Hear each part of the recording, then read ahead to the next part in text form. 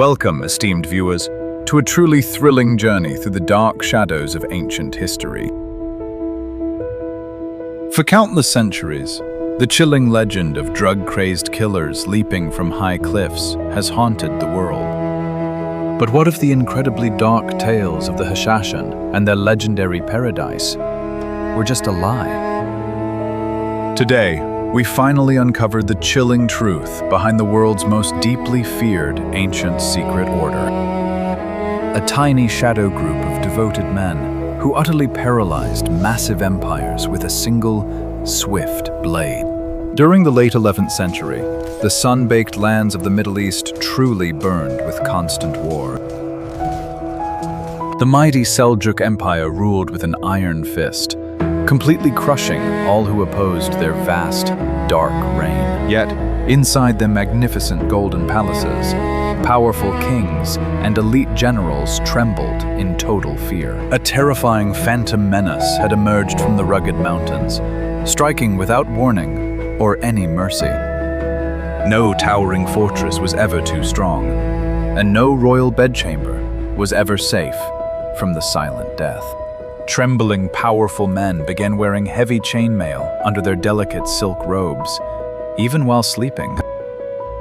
The brilliant Vizier Nizam al-Mulk was the ultimate true mastermind behind the vast Seljuk royal throne. According to the ancient Persian chronicles, he was heavily guarded by hundreds of elite, armed soldiers. Yet, a phantom man, dressed as a humble, holy mystic, easily approached his magnificent royal palanquin. With a sudden, swift motion, a hidden, curved dagger deeply pierced the vizier's heart in broad daylight. The absolutely terrified guards rushed in, but the dark assassin made no desperate attempt to run away. He simply stood right there, dripping with the royal crimson stains, wearing a chilling and blissful smile. He gladly welcomed the guards' spears, embracing his devastating fate with absolute and complete inner peace. This truly horrifying scene repeated across the region, sending massive, endless shockwaves of pure panic. High-ranking generals and wealthy princes were swiftly vanquished in crowded markets and sacred ancient mosques. Beside every single fallen victim, a sharp Persian dagger was intentionally left as a chilling warning. Who were these fearless phantoms that so gladly traded their own fragile lives to strike a chosen mark? How could a tiny mountain cult bypass the absolute greatest military defenses in the entire known world? The powerful ruling elites were paralyzed by paranoia, trusting no one, not even their own loyal sons. A single, lethal, hidden blade achieved what a massive army of 10,000 marching men could never do. They directly targeted the head of the snake, causing massive, mighty empires to slowly crumble from within. The truly terrifying name, Hashashin, became perfectly synonymous with sudden and unavoidable dark doom. It was widely said that the mysterious old man of the mountain commanded these utterly ruthless ghosts. His name was Hassan-i Sabbah, a truly brilliant leader, ruling from an isolated, towering rock. To the vast outside world, he was a dark sorcerer, capable of controlling men's extremely fragile minds. He waged a brilliant, asymmetric war against powerful enemies who vastly outnumbered his loyal forces. By silencing key political figures forever, he forced the Seljuk war machine to entirely grind to a halt. But what dark magic could make young men so eager to perish for this mysterious, ancient mountain lord? Historical records clearly show they never used poison on victims, preferring the deeply intimate blade. The true terror lay in the certainty of the strike and the absolute, utter fearlessness of the killer. If you were a truly powerful king facing an invisible enemy, how would you protect your fragile life? To understand their fanatical courage, Europe turned to the chilling, legendary tales of Marco Polo. The famous Venetian merchant claimed to have discovered their absolute darkest and incredibly twisted secret. He wrote of a glorious, hidden paradise valley, blooming with sweet roses and flowing with luscious wine. According to his legendary travels, Hassan-i Sabbah effectively used a potent drug called hashish. Young, naive men were secretly, heavily drugged and carried away into this incredibly magical, glowing garden. When they finally awoke, they were entirely surrounded by stunning maidens and endless, glowing golden treasures. Breathtaking, beautiful illusions convinced them that they had truly passed away and entered the glorious afterlife. They drank delicious sweet honey, listened to heavenly music, and truly believed they were chosen by God. But this beautifully intoxicating dream was abruptly cut short when they were heavily drugged once again. They woke up on the cold, hard stone floors of the deeply gloomy Alamut Fortress, feeling completely confused. The old man of the mountain firmly promised them a swift return to that glorious, eternally blissful heaven. The single ultimate price of admission was absolute obedience to his incredibly devastating command. Desperate to taste that glorious, magical paradise again, the young men willingly became lethal, dark weapons. They transformed into mindless zealots, happily throwing their very own lives into absolute, certain destruction. The Crusaders quickly spread these terrifying rumors, painting the Hashashin as utterly drugged madmen. The very word assassin slowly entered the English language from this incredibly, deeply twisted, dark myth. European kings whispered dark tales of young warriors jumping off high cliffs just to prove their fierce loyalty. The chilling legend of the drugged killers created a profound psychological terror across the entire land.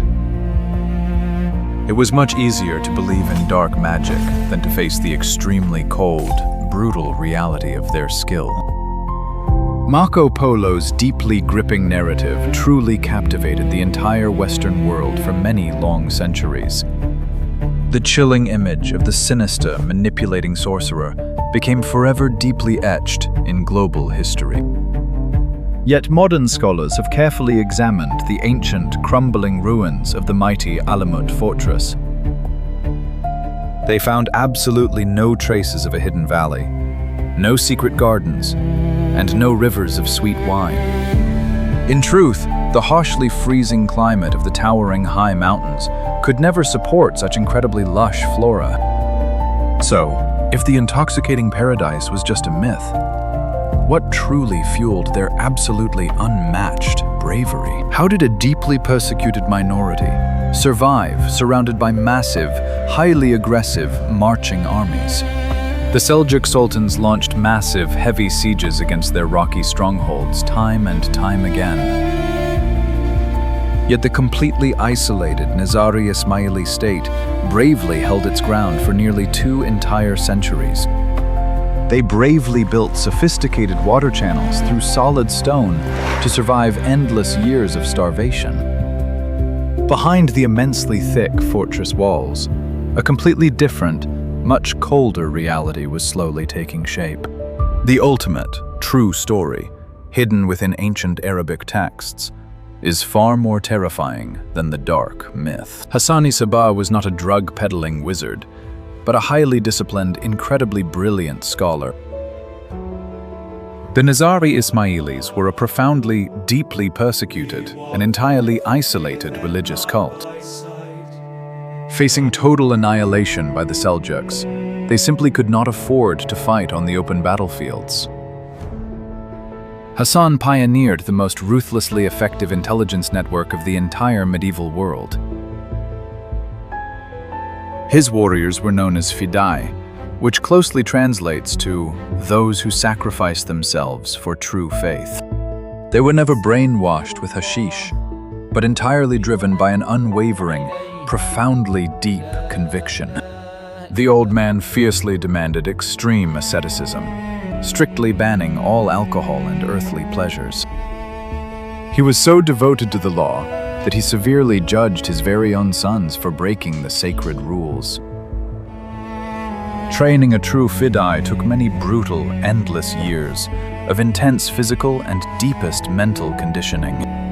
They fully mastered the deadly arts of stealth, close-quarters combat, and absolute, flawless emotional control. Yet their absolute greatest weapon was not the dagger.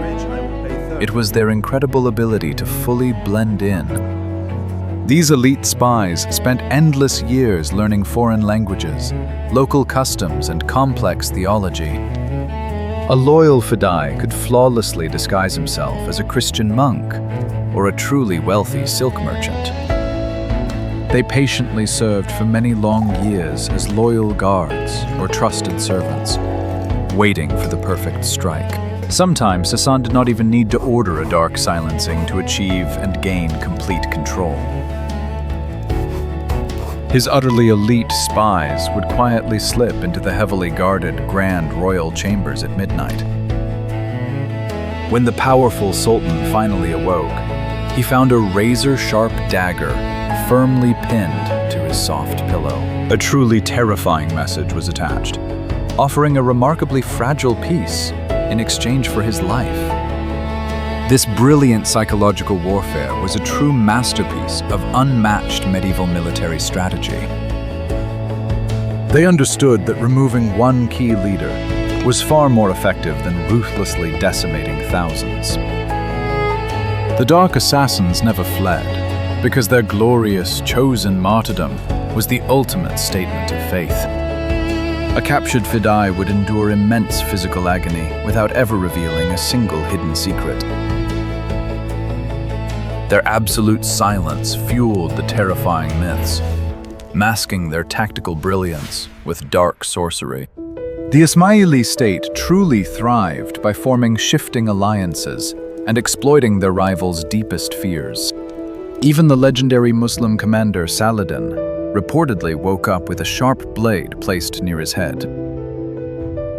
From that very day on, the great conqueror decided to leave the dangerous mountain assassins fully alone. For almost 200 entire years, the Nizari strongholds remained completely undefeated and untouchable. Hassan-i Sabbah peacefully passed away, but his deeply terrifying shadow continued to rule the vast lands. The Fidai gracefully maintained their lethal edge, adapting seamlessly to the ever-changing political tides. Their huge network of impregnable fortresses stretched across the vast, deeply unforgiving Persian landscape. Yet every mighty empire eventually meets a force of nature that simply cannot be ever reasoned with. In the middle of the 13th century, an overwhelming dark storm formed in the distant eastern steppes. The fiercely unstoppable Mongol war machine cleanly swept across Asia, utterly crushing everything in its path. Led by the ruthless Hulagu Khan, the incredibly vast Mongol cavalry arrived at the gates of Alamut. Their truly brilliant psychological tactics were utterly useless against this endlessly massive nomad horde. You cannot silence the key leader of an army that simply burns down the entire rugged mountain around you. The absolutely formidable Mongol siege engines heavily pounded the legendary walls without any mercy. In 1256, the heavily fortified stone castle finally surrendered to an overwhelming, dark force. Hulagu Khan ruthlessly ordered the total destruction of their magnificent and priceless ancient library. Countless scrolls detailing their true philosophy, science, and deep history were thrown into the raging fires. The ultimate, true voice of the Nizari Ismaili state was wholly silenced and erased from the living world. Only the deeply biased accounts of their terrified enemies and foreign travelers survived the burning ash. The remaining brave Fidai fought to the bitter end, defending the collapsing stone walls with broken blades. They perished in the blazing inferno, sealing their dark legend in crimson fire and suffocating smoke. Although the extremely dreaded fortress of Alamut had fallen, the terrifying myth of the Hashashin grew.